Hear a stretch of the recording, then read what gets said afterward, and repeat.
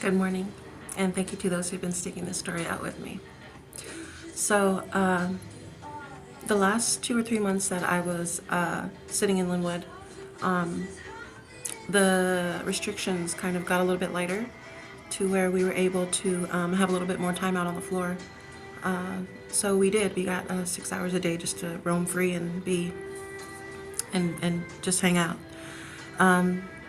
During that time, I was frantically making phone calls, keeping in contact with my attorney at the time, keeping in contact with bail bondsman because I needed to get out of there. I had to get out of there, and I was just trying to figure out the best way financially to go about that. I made the right decision at the end of the day. Spoiler alert. So yeah, I only had time to be on the phone and obviously calling family members, writing letters. I received a few letters from a few of the closest people to me, and man, that got me through so much. Also, I was keeping in contact with my sister, and I believe my best friend also was receiving messages from him. I found out eventually that maybe the first few weeks I was in there, I think he instant messaged my sister, and I'm sorry, is she okay? When is she coming out? I didn't mean for any of this to happen, blah, blah, blah. And then, I guess she asked him what happened, and he said, I went up to her when she was asleep, and all I was trying to do was hug and kiss her, and she attacked me. That was how he started it. So little by little, he just started saying, well, we didn't really fight in the kitchen. Well, it wasn't really like that. So, what an odd way to confess to being a weirdo. And again, I'll throw this out there. I don't think he was trying to sexually assault me. I think he was very angry. This was anger. This was evil. This wasn't horny. And maybe I can get away with doing something that I shouldn't, or whatever. I felt no. I didn't feel like I was about to be the R word, which I'm not going to say out loud at all. It felt like anger. It felt like it felt like, what did I do? What did I do? Like, that's all I kept asking myself, like in my head, like what did I do? Why is he so mad? Again. So anyway, so let's just throw that out there. None of that ever entered my mind, and I don't think that was his intention at all. Not to say he's a good guy. I know people that lie about stuff like that, and that's not something I'm willing to ever do about anybody, no matter what.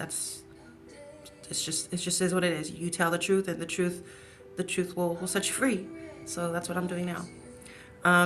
So yeah, he kept talking. I told my attorney we're stacking up some evidence on this end, and she's like, send it to me, send it to me. So we did, and then eventually the time came when it was time for me to go to court, and for the last time, at least was my hope.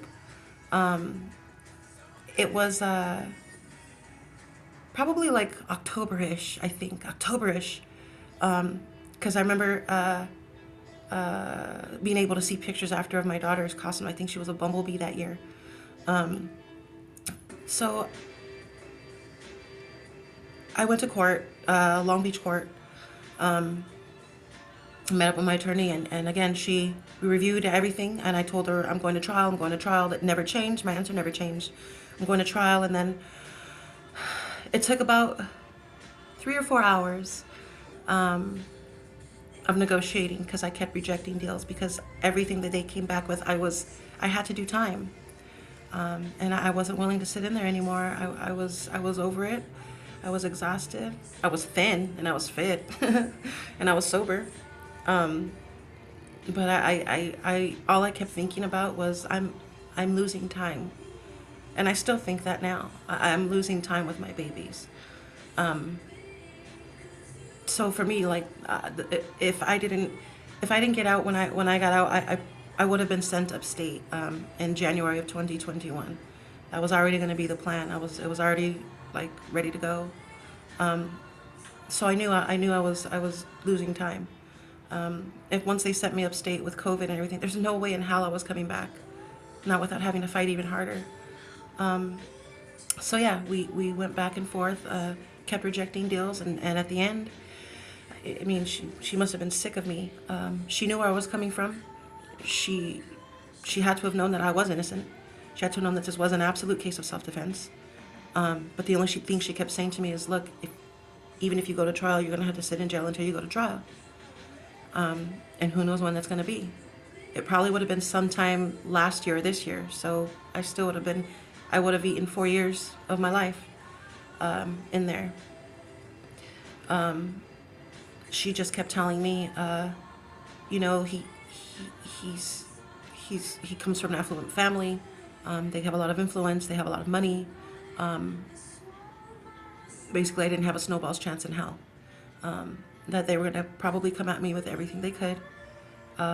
Probably try to degrade my character, which at that point, like, I was already a piece of shit in my own mind. I told her I'm ready. Like, they can bring it on. Bring it on. I still had to come to terms with all of the mistakes and all of the things that I did do wrong, and that wasn't going to change. That wasn't going to change.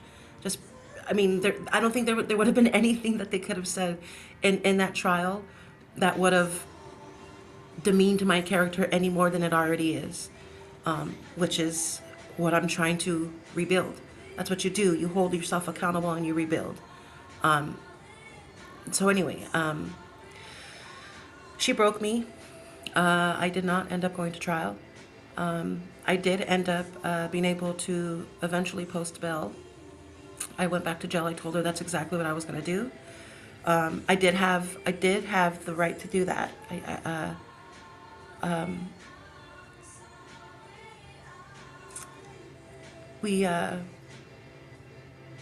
I don't remember. I don't remember what it was. I think I ended up getting time served, and all I had to do was wait to get out. I think I had already posted my bond at that time, because I don't remember going back and staying very long after that.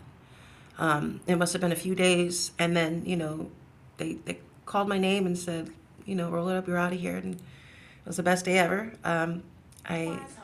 I stunk because I went in a tank top and PJ pants, so that's what I walked out with, a tank top and PJ pants, and my flip-flops, and I couldn't get a ride. I had a ride available, so I thought, but because my phone died, I couldn't really get a hold of anybody, and I wasn't gonna wait there very much longer. I ran home, or at least I ran to my mom's. I ran straight to my mom's house. Nobody expected me. The only one there at the time was one of my sisters and my daughter, and it was one of the happiest days of my life. I held her, obviously. I cried for quite a bit. I took a shower. I cried my eyes out in the shower, and you know, I was so happy. I was so happy to be home, and I'm sure it was really surreal for the rest of my family once they saw me, because again, like I said, it was pretty unexpected. I can't say they were happy to see me. It didn't feel like anybody was happy to see me, to be honest, and I didn't realize that getting out of jail was going to be the hardest part about all of this.